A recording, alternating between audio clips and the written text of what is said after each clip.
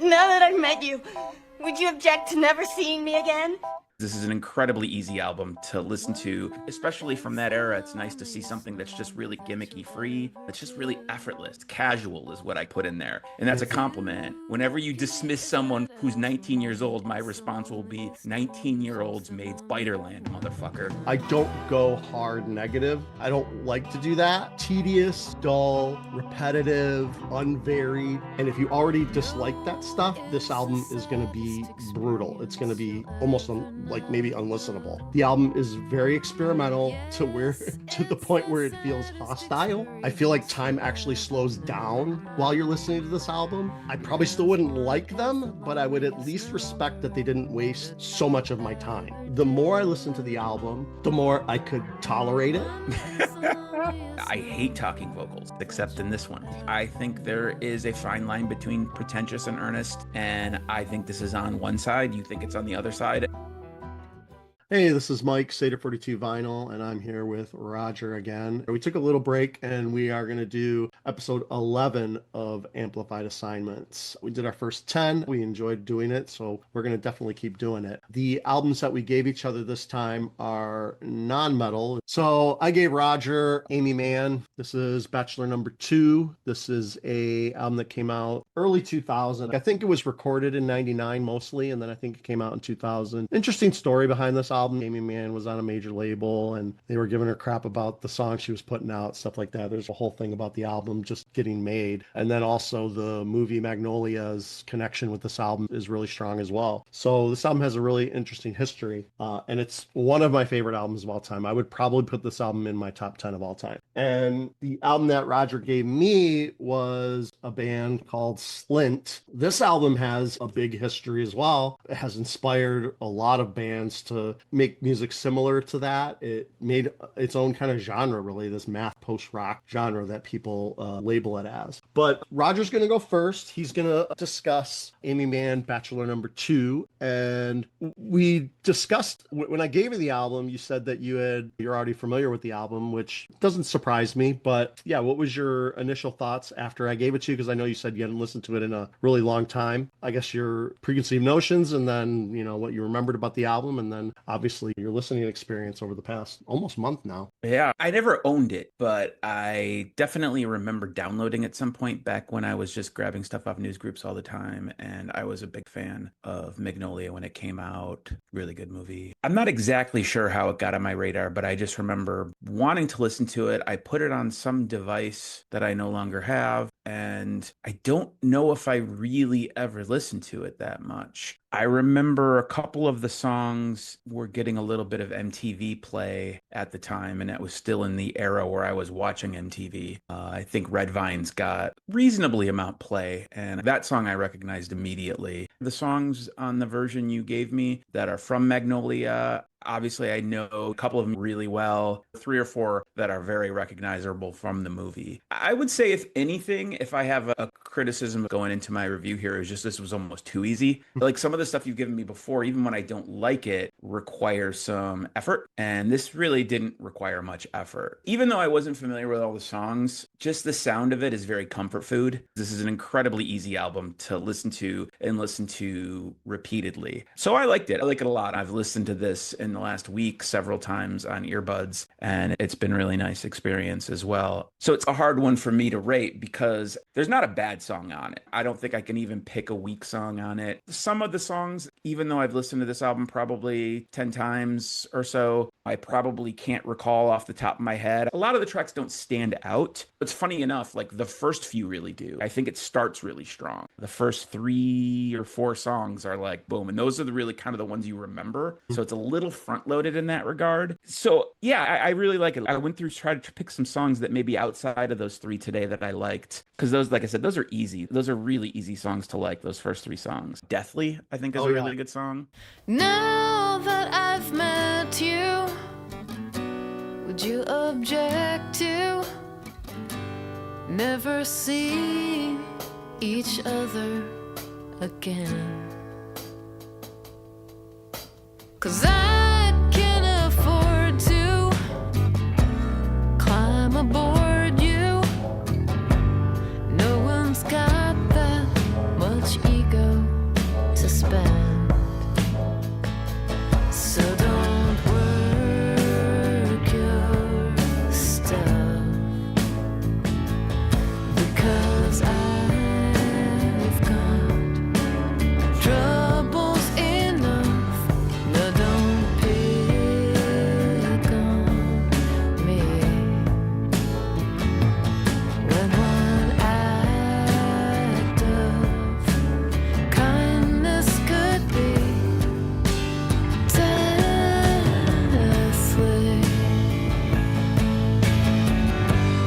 deathly.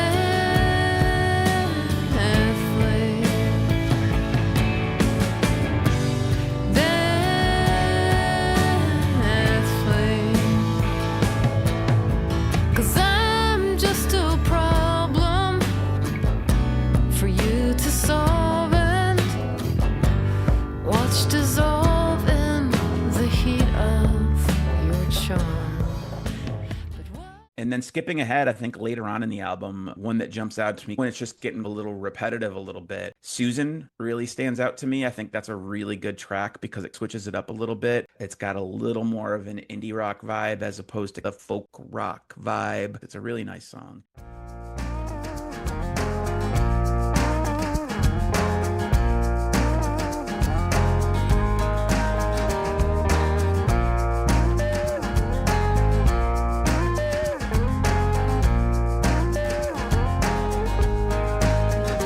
Oh, Susan, you were clued in.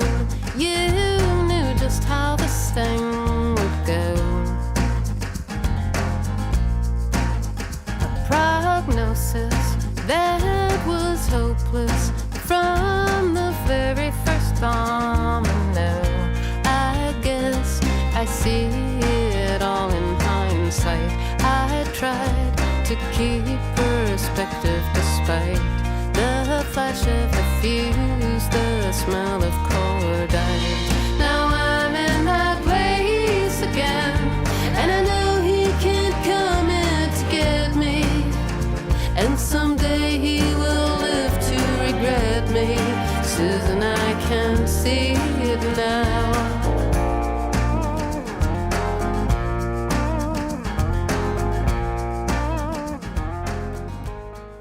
And then it ends really strong with You Do, I think that's another song that I picked out that I thought was pretty strong. This is a nice segue into talking about the movie. Yeah. I think if I have one criticism of it, and this is just funny, the first 3, 4, 5 times I listened to the record, I did not listen to the version you gave me, unbeknownst to me. I was listening to the original 13 tracks recording of it, and I was really into that. And at some point I was like, wait a minute, where's Wise Up? Where's Save Me? And then I was like, wait, he said there was a different version. And I was like, oh shit. So I had to go around on streaming and grab that one. It's the negative, I guess, but I like the original version more. Common criticism with me, it's too long. Even though it's really easy to listen to. It's not that it's bad that it's over an hour long, but I just don't really know much of any album that I want to be over an hour long. And there is 4 or 5 songs on the original that are part of the Magnolia soundtrack. I don't know if they're in the movie because it's been a minute since I've watched it, but I did at some point have the Magnolia soundtrack downloaded years ago, and I did listen to that a bunch. So that probably why some of those songs were familiar to me, but I didn't realize they were from the movie. I think when those songs came on, it took me to the movie. It's hard to call it a negative, but I would say of the 2 versions I listened to, I preferred the original 13 track version. I probably just would rather have the Magnolia soundtrack separately, even though there's some redundancy between the two. But I think that's how I would rather listen to it. What do you think about that? Oh, no, I agree. The original album was never reissued or changed, even after the movie came out. This was a special record store day edition because these songs were all written at the same time and they're all a cohesive thing for her in her mind. It was just a good way to get all these songs on one album. So it was a convenience in a way. But yeah, I totally got, like you, listening to the original album is all I had for a really long time before this came out. And it's funny because maybe it was almost like an accident. Maybe if I would have listened to it the way you intended me to from the beginning, I would have different feelings about it. But I think since the first several times I listened to it was the original, and then I realized I made a mistake, that affected my bias a little bit. Maybe I would have had the opposite bias if I would have done it differently. Maybe I would have been, those songs are missing. I would say definitely Wise Up, Save Me, and One are the ones that really take you to the movie. Like as soon as they come on, you're like seeing what's going on. And that's cool. That shows how effective the songs are in regards to that movie. But as an album listening experience, which I'm really big on, that it detracts it a little bit. But to be honest with you, the more I've listened to it since then, the less it does now. So I feel maybe long term that would become nil if I listen to this more. 'Cause I can tell, you know what it's like.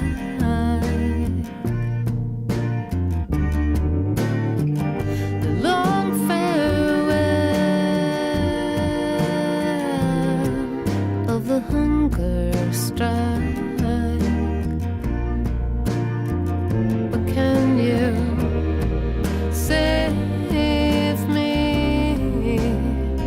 Come on and save me. If you could save me from the ranks of the freaks who suspect they could never love anyone.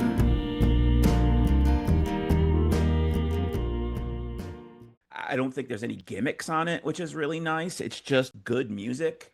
Especially from that era, it's nice to see something that's just really gimmicky free. It's just really effortless. Casual is what I put in there. And that's a compliment for sure. But that's mostly what I got to say about it. I'm not going to call this one of my favorite albums of all time. It's not that. Maybe if once upon a time in the early aughts, when I downloaded, I actually did listen to the shit out of it like I intended to, I would be in the same position you're in. And when you gave it to me, I'd have been like, nah, dog, that's one of my favorites. I could have seen that reality happening, but for whatever reason back then, I didn't listen to it. I would say the version that I like, I would maybe give it 4 out of 5 stars. And I would say maybe the version you gave me, I would give it 3.5 out of 4 out of 5 stars. So, but I would give it 4 overall. I would just say 4 with the caveat of I like the original version better than the version. But this is really good. This is something that I would expect to hopefully bring back from time to time. I wish I would have listened to it more. It's one of my favorites, one of my favorite movies, one of my favorite albums. I just love it. All right, so that's a good 4-star review of Bachelor number 2 from Aimee Mann. There's a history on this album. You can look it up if you want to read more about it. There's good liner notes on this where she talks about all the songs individually. But yeah, the record label did not like this record. They're like, there's no singles. And she's just, you're insane. And she wouldn't compromise. It's completely insane because Red Vines is such a single. Yeah. So she ended up like releasing this on her own, in her own label. And she's been putting her own stuff out ever since then.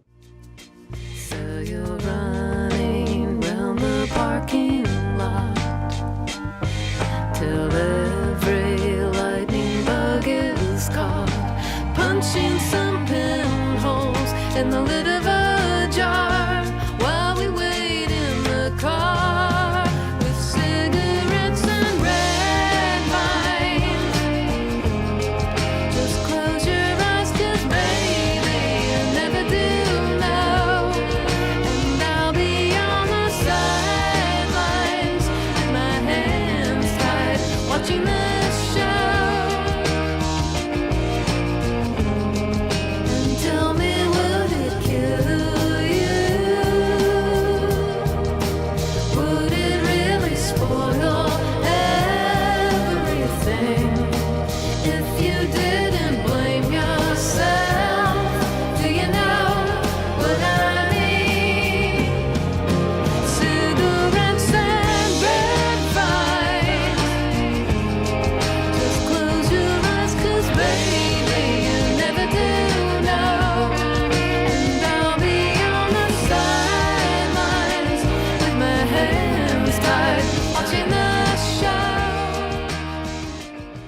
So I assume this is like a 5-star for you, probably. Oh yeah, it's a 5 out of 5. It's a perfect album. I love this album. It's just one of those albums where as soon as I put it on, I want to listen to the whole thing. And that's a sign of an album that I just truly love. And Well, that's an yeah. interesting segue because Okay. I would say when we're talking about albums that I would call 5 stars, and when I start playing it, I cannot stop listening to it. One of those albums for me would be Spiderland by Slint, All which right, let's is get into it. All right, so the next album we're going to discuss is the album that Roger gave me. Roger, tell me about Slint, the album Spiderland, your experience with the album, why you gave it to me, and why you like it. I know that you say that you like this a whole lot, so I'm very curious. well, I'll start with a why. I was going through my collection and making a list of things to give you. I might just passed right over this, never even considering this. But a few episodes ago, when I gave you the Shannon Wright album, one of the things that I took away from it was, I don't want to put words in your mouth, but just thinking it was a little strange. And I think I agreed with you at the time, but I was like, it's not really strange to me at all. And I was thinking about that, and I was like, I don't think Mike really has a lot of the background and a lot of that type of indie rock,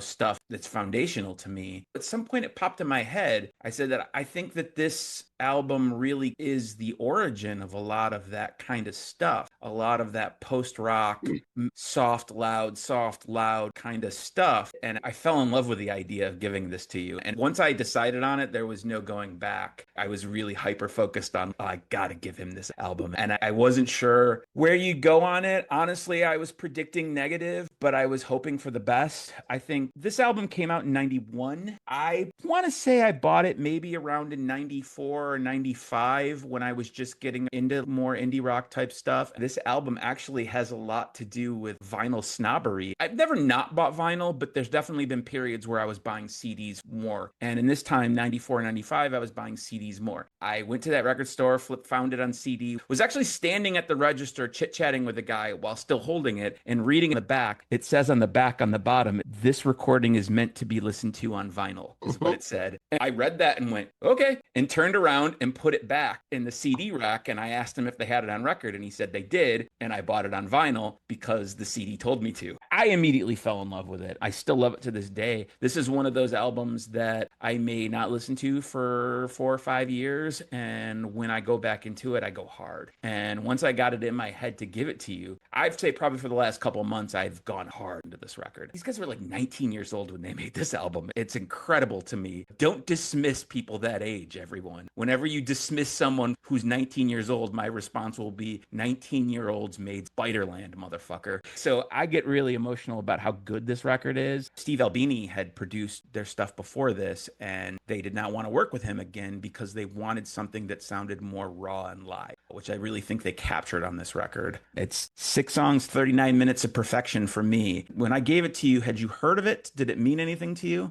Probably like peripherally. The band name was familiar. Your passion for this album is interesting, but it was never recommended to me by you or anybody. So if I had heard of this band, it was just in passing. But I've never actually heard this album in my life until you gave it to me. So I've never heard it before at all. But I did dive into the history, and you had mentioned, hey, watch some YouTube videos of people reacting to it and things like that, or discussing it. And I did a little bit of that. And I even found the video you mentioned where one guy just says, I don't get it, which was interesting. So because this is going to be an interesting review for me, if you've watched all the other episodes, I don't go hard negative. I don't like to do that. So I had to write my thoughts because I wanted to make sure that it made sense. So I actually wrote my review. You're going to become an internet legend along with that other guy. Yeah, I'm afraid to put hashtag Slint or hashtag Spiderland so people will find this video, but I don't care. But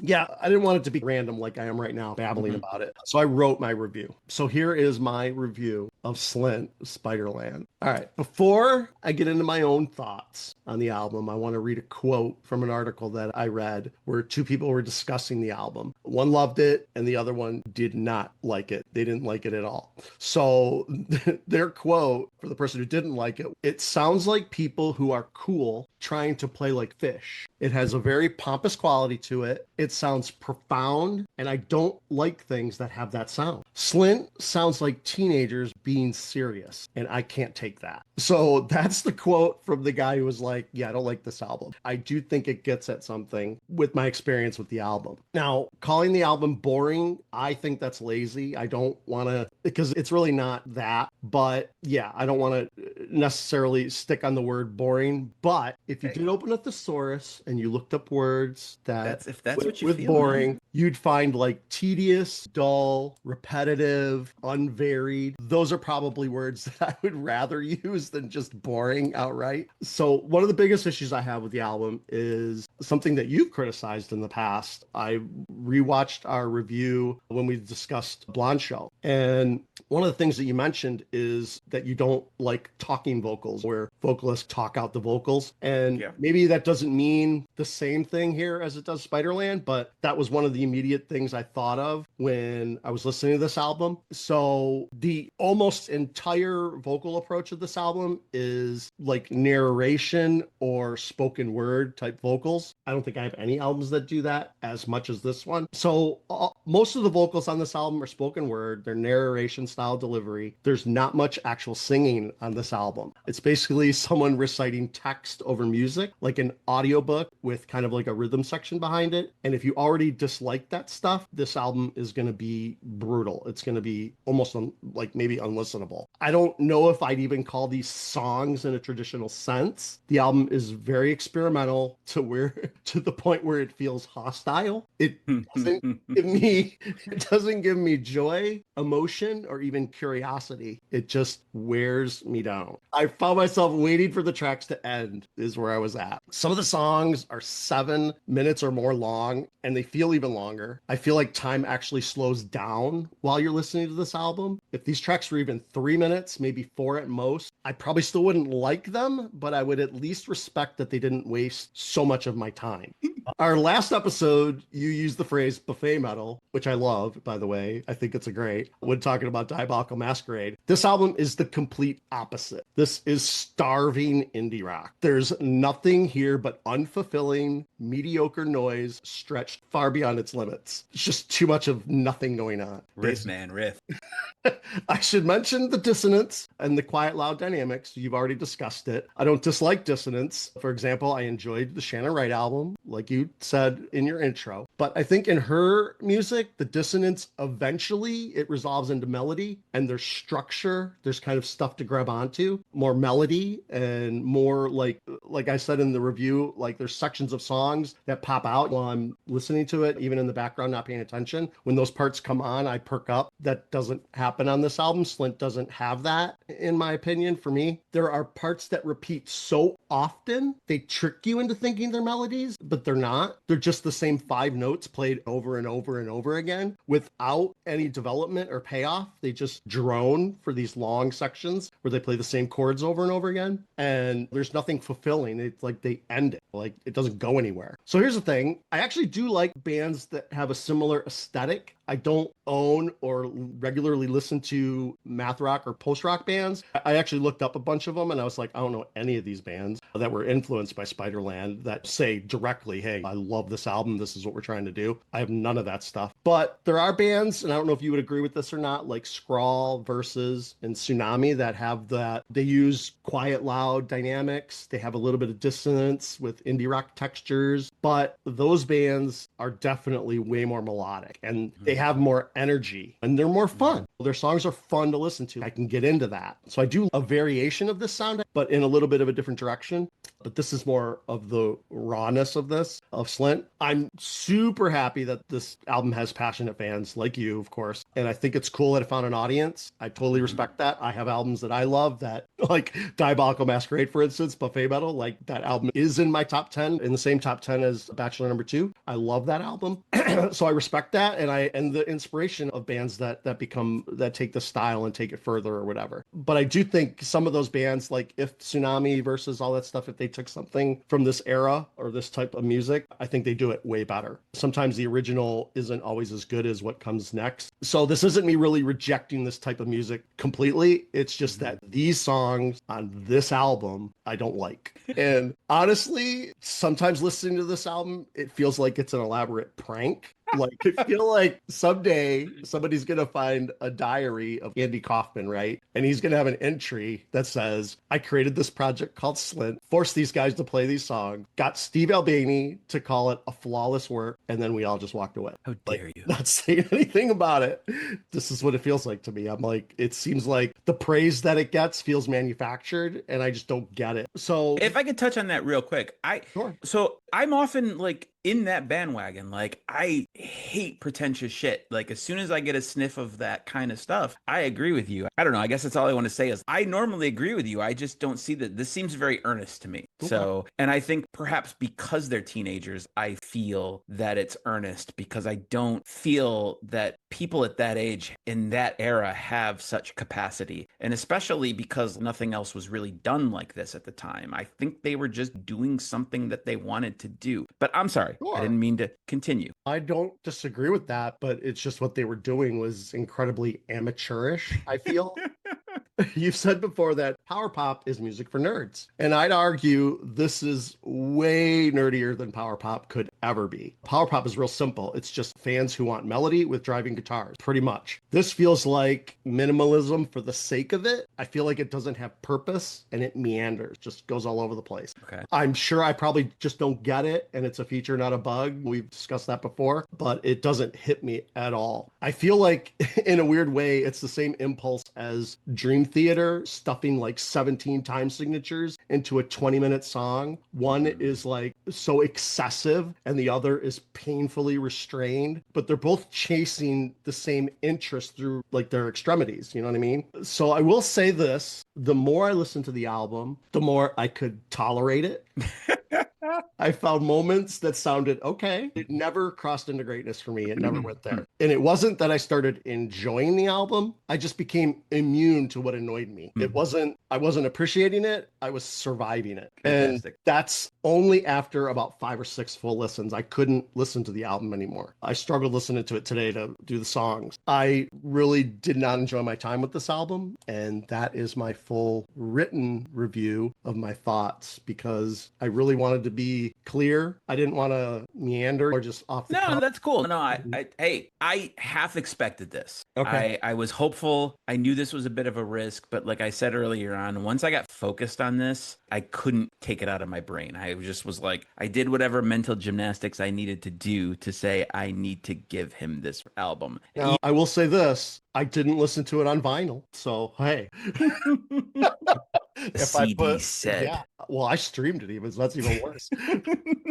If I put Stylus to wax, and it's a whole other experience. It's funny because what some of the things you said, I hate talking vocals, except in this one. Yeah, that was one of the first things I thought. I was like, I hate pretentiousness. I totally understand someone thinking that it is. I don't think it is. I think there is a fine line between pretentious and earnest, and I think this is on one side. You think it's on the other side. I can't answer that truth. I think your indie comps are weird. Some of the bands you said, I don't get that, but well, I have to say that's partially because of what I know of that I can compare it to. I don't have stuff like this. I mentioned that. I don't have anything that would be considered this style of music in my vinyl collection at all. I don't know. Maybe you could point out stuff that's closer, but those were bands that especially like Tsunami, because they have that real quiet, mellow sound, but then they have sections where they get fast, but they don't necessarily go quiet loud. I just feel like they're not of the same cloth, but I feel like they listen to this album, different version of this type of thing. Yeah. Musically, obviously, I like it. I think the drumming on this album is really incredible. I think I only remember the drums on one song. That's fair. But I think the drumming is really good on it, particularly on like Washer and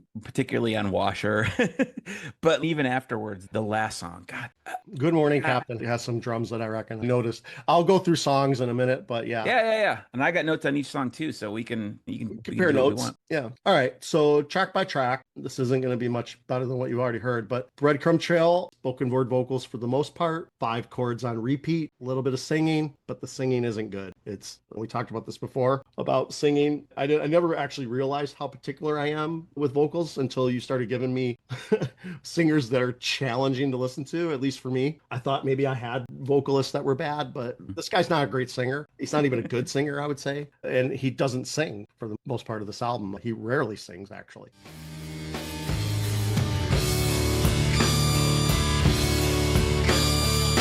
Far below a soiled pan, a bucket of torn tickets set aside. He watches the children run by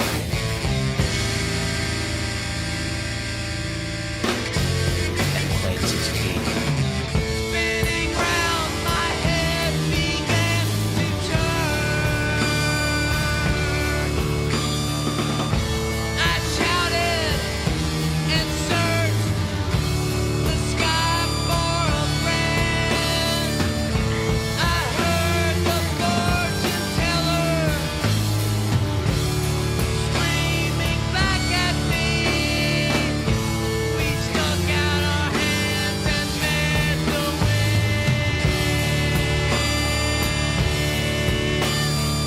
A girl falters as she steps down from the platform.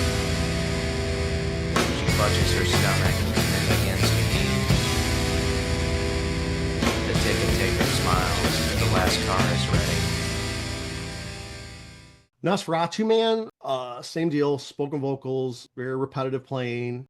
I read or heard a story or whatever that the name of the song got its name because a friend of theirs randomly showed up wearing a t-shirt with the word Nosferatu on it. And I honestly think that randomness perfectly describes how the song feels. It's just all over the place. It doesn't do anything. It doesn't go anywhere. For the most of these songs, like I don't have this written down, but most of these songs, there's no like point. And this is probably the point I read about this. There's no point where you build up a tension and then you have a release of a chorus, a sing-along moment, or a really cool guitar part.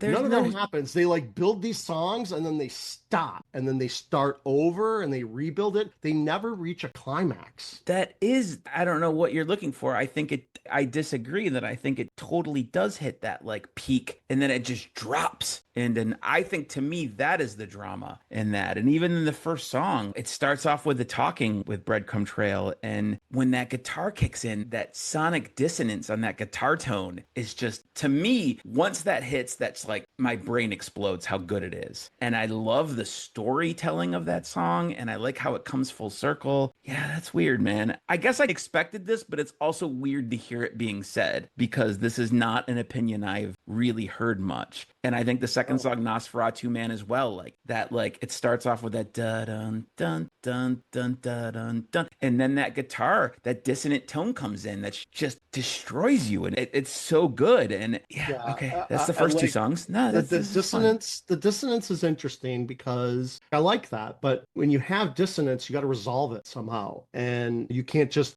be dissonant and then do nothing with it. I feel like they found these dissonant parts of their songs, but they didn't do anything with it. And I get that if you feel that the climax of the song is a section like you're describing, I'm not going to say you're wrong, but that doesn't work for me. I need something to resolve. To me, it's like they're all pre-choruses. They're all pre the part that you're getting ready for. It never resolves. They like get to that point where they're about to do something and then they stop and they slow the song down again or they skip it. I don't even know if there's any traditional choruses at all on this album. I can't recall any.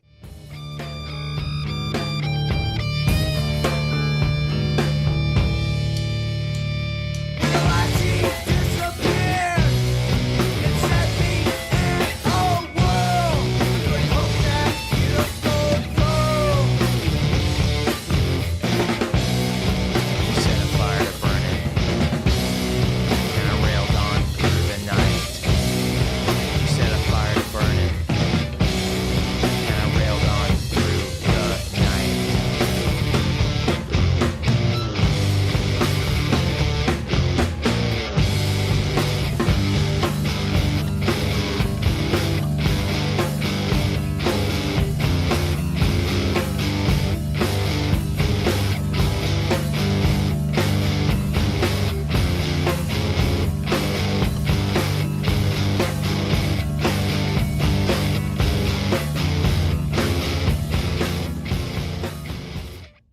So Don Amon, more spoken word. There's a jangly riff in there that it's just not good. I don't like it. It drags on for 6.5 minutes. It's a super long song. Around the 2-minute mark, it slows down, then speeds up again, but it never became interesting to me. That's about the most interesting thing I could say about the song is it has a slower part and then a speed up part. Washer, this one actually has moments I like. The vocals are sung more, so there's more singing in the song. Yeah. The riff is decent. It's probably the best riff on the album, but it's an almost 9-minute song. Yeah. It's overly dramatic. And by the end, I just want to skip it. There's an interesting loud section near the end, but it comes way, way too late to save it. It's just, I'm already done with the song after 3.5 minutes.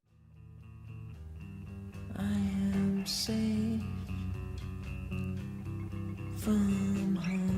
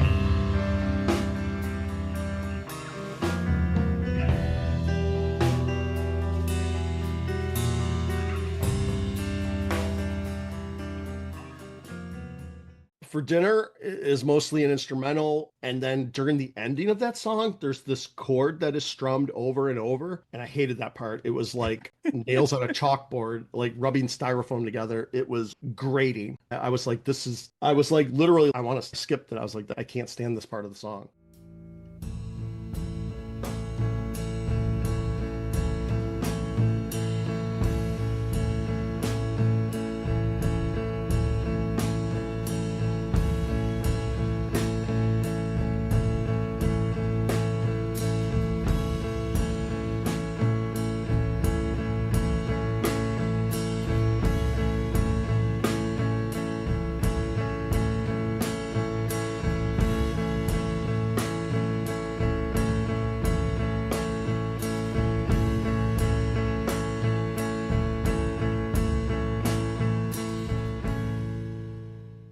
Good Morning Captain, more spoken vocals. It's just a theme through the album. There's a jangly riff that sounds very identical to the opening track, maybe other tracks too, with heavier drums. I do remember this is the song where I remember the drums were more prominent during the riff, and about halfway through the song feels like it starts over and starts repeating itself. Yeah, so I disliked this experience, and I do not want to listen to this album ever again. I want to say with Good Morning Captain, to me, like, that is the climax of the album.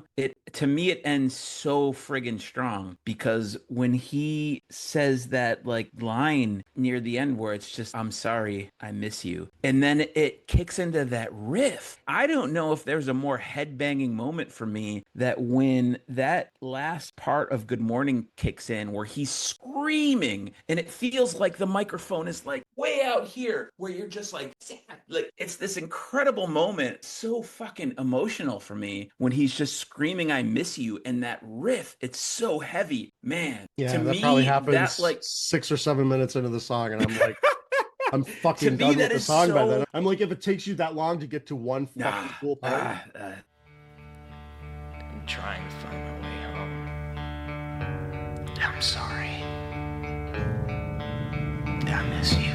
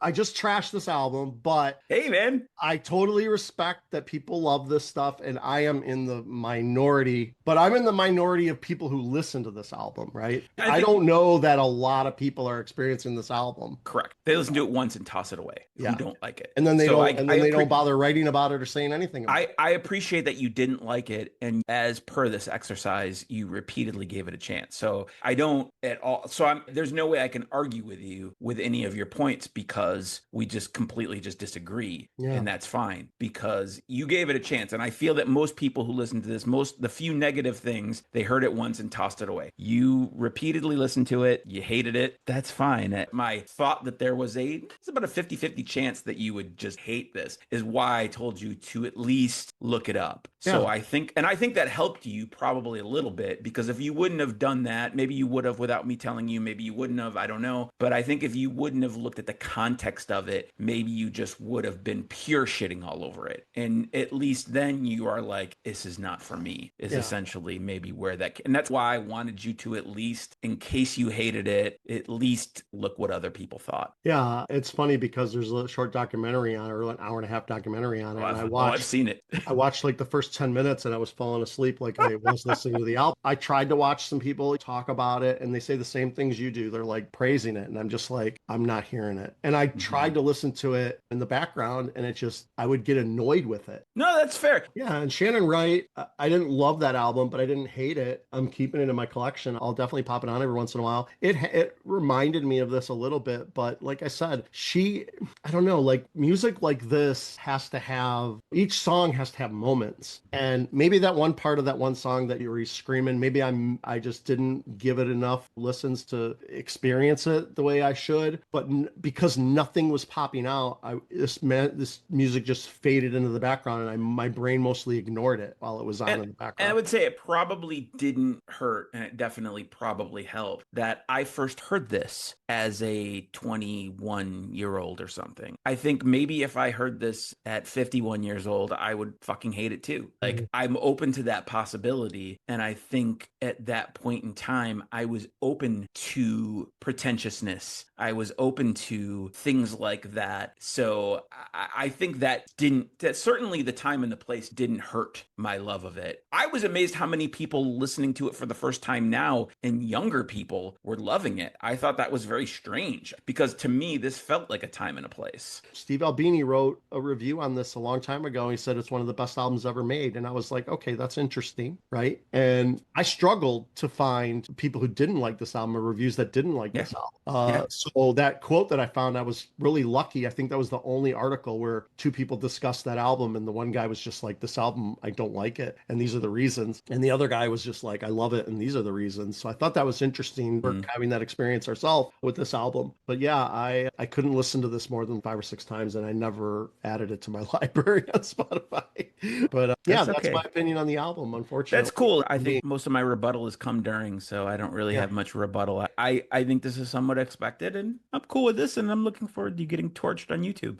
So yeah, it'll be interesting. You gave it a fair shake. Right. But like you said to me, don't make this think that I won't like something else. Sure. Because like Shannon Wright, I didn't love that album, but I did like it. So there might be other albums out there. And I think I also appreciated that Shannon Wright's album, even if it wasn't shorter, it felt a lot shorter. Like her songs are like 2 to 3 minutes, maybe 4 minutes. There was a lot of really short songs on there, which I appreciated because I felt like she wasn't as repetitive as this album is. And it's not even that I don't like repetitiveness, because you listen to Opeth, like they'll play a riff for 5 minutes of a 10-minute song, and I'm cool with it as long as it's a good riff and I'm digging it and I'm feeling it. So it's not even repetitiveness that I don't like, it's repetitiveness of these songs that I didn't like, I think. So I think my only fear with you calling this negative is that you were gonna call it in some way, shape, or form hardcore, which is a huge pejorative to me, and you never used that word. So I was at least appreciative of that. You did use post-rock and math rock, so I think that was the hopefully genres you pulled out of it. Post-rock and math rock are not in my vernacular of subgenres. And you know me, I'm a subgenre. I love talking about subgenres, but I have nothing in this subgenre that I think would be considered. Maybe now that I have the Shannon Wright album, that might be post-rock or post-indie rock or something like that. I don't know. But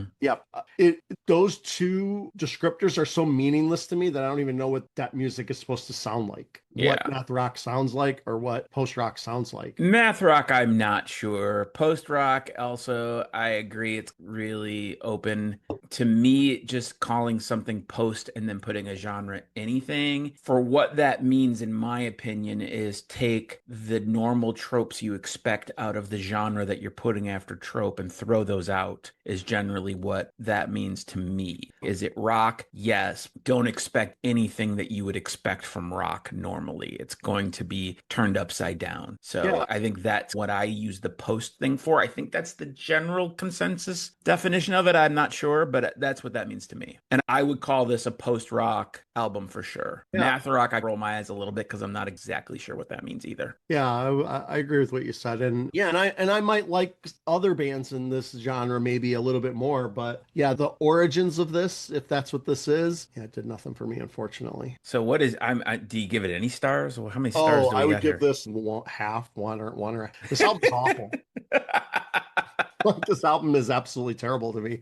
For an album that I'm actually telling you, Roger, I can't listen to this album ever again. That's fair. That's got to be the worst review. Yeah, yeah. It has to be the most worst. It just is what it is for my brain. That's Yeah, just how my brain works, right? I want brain dead power pop. Not this doesn't make sense to me.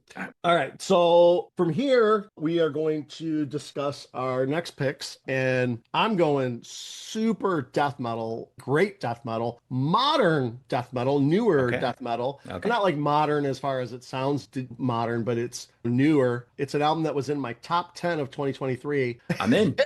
And it is the Horrendous album. This is Ontological Mysterium. This album is so freaking good. Riffs, melodies, gruff guttural vocals, death metal. It has a little bit of proggy death metal in there, but just excellent. It's up your alley because it's an album that you almost can't listen to song because there's 2-minute parts, there's 5-minute parts, but you think that they're the same song. So it's an album. I think you'll enjoy that part of it. And it was highly respected when it came out. I was already into the band Horrendous. I had a previous album of theirs. Their older stuff, the album before this and their first album, are very Chuck worship. Like they came from that. But then they came out with this, and it's really, I feel like they did their own thing. They took all their influences and then they made their own thing out of this. Okay. This album got good reviews when it came out. It was in my top 10. I freaking love this album. It may be front loaded, like the first half is probably a little bit better or more memorable than the second half, but I've been wrong about that in the past with you. You've liked the opposite in the past. So,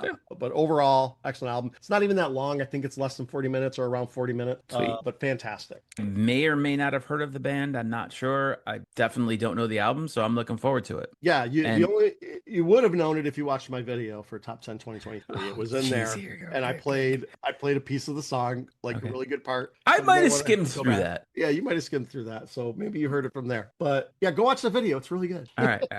Well, I'll listen to the album. How about that? Listen to the whole album. All right. So, and I know we go back and forth, and this is supposed to be metal week, and I'm not about to give you a metal record, but I kind of want to toss those shackles out anyways, but we'll see where this goes. We can talk about that further because this is a 26-minute punk rock album. Real short. From 1989. One of the best albums I think of all time. Gonna give you No Control by Bad Religion. You're gonna get me so much hate on the internet if I don't like this. I think you're just setting me up for. I'm not. I think I'm just more excited about showing you things that I really love that are outside your wheelhouse. And here's why I don't want to get into this too much. This is for the next episode, but I think this is it's twin guitars. There's leads. It's very catchy. There's a lot of choruses. There's a lot of hooks. I think that will work for you. Whether it overall works for you, I have no idea. I think lyrically, this is a brilliant album for an album that came out 26 years ago.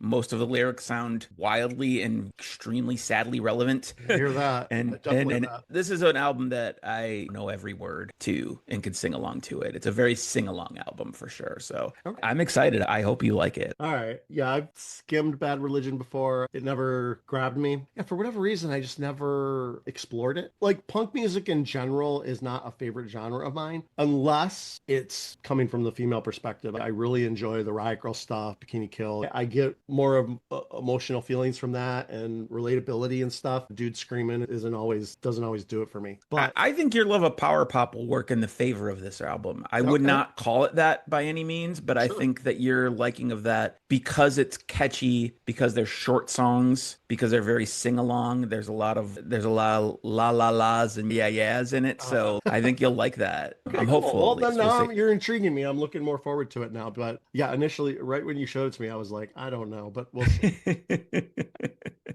see. We'll see. Like you said, we're gonna try to challenge each other. And this is a pure death metal album, but it's also a Yeah. little bit challenging. It's a little progressive, so we'll see how that works out. Yeah, we'll see. Okay, cool. All right. All That's right. the end of episode 11. Subscribe, comment, and we'll see you in the next one.